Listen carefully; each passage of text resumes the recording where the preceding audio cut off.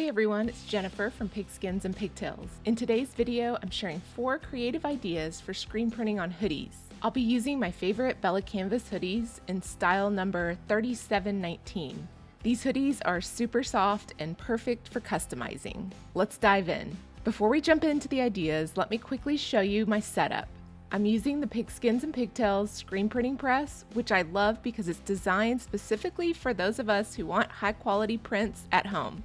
The press comes with the 14 by 14 inch platen, which is perfect for the majority of large designs I print on adult sizes. I'll also be using the sleeve platen and youth size platen to get creative with different print areas like sleeves, pockets, and even hoods. Having multiple platens gives me the flexibility to print on all these parts of the hoodie.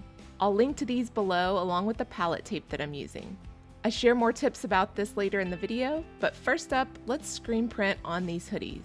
For this first hoodie, let's print a design on the front and then a small design on the pocket and along the edge of the hood. I've got the Bella+Canvas color Vintage White on my 14 by 14 platen, and I'm using a custom mixed ink color to match my brand. I was able to size my design about 11 inches tall. This fit perfectly between the collar and the pocket. I'm going to make sure this ink is dry, and then I'll switch to the sleeve platen to add a design on the side of the hood.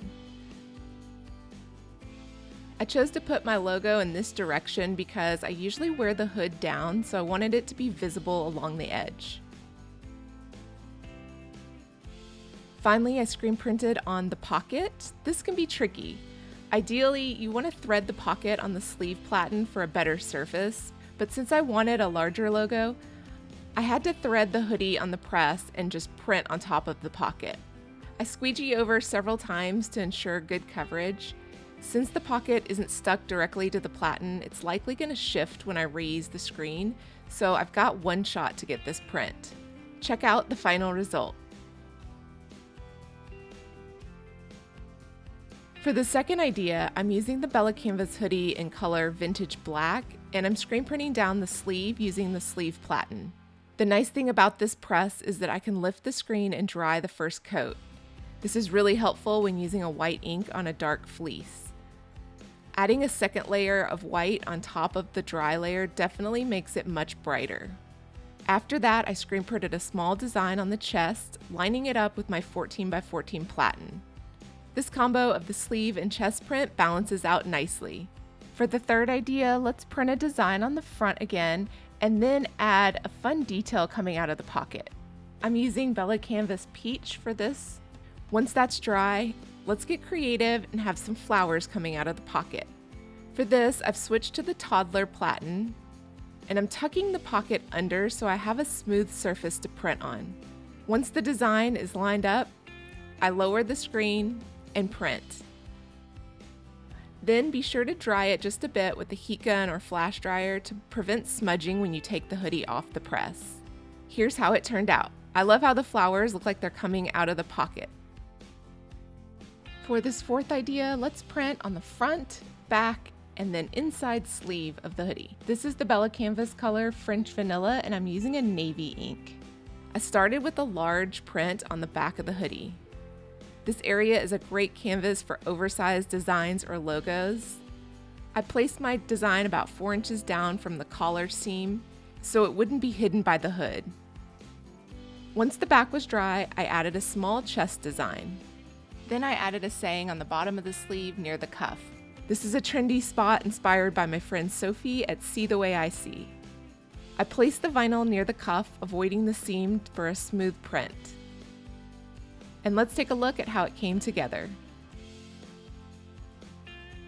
Now here are a few tips for screen printing on hoodies. First, the fleece on these Bella+Canvas hoodies can shed on your platen, so you'll need to clean it frequently. I use a dual-sided palette tape. To clean this, I can use a baby wipe to remove the fuzz, and it quickly dries and is sticky again. If you're using a liquid adhesive on your palette, you may need to reapply during the middle of your printing, and be sure to let it dry before you put your next shirt on. Next, as you saw, using the right platen is key to keeping the hoodie in place while you print. To avoid bleeding, it's important that you have a smooth print surface. The seams and cording on a hoodie can create an uneven area, which is how ink bleeds under your design. When I screen printed on the hood, I decided to remove the cording to get rid of that big bump it was creating. I'm also changing the size of the squeegee I use based on the design. Having the squeegee avoid going over seams is really helpful, so having different size squeegees comes in really handy.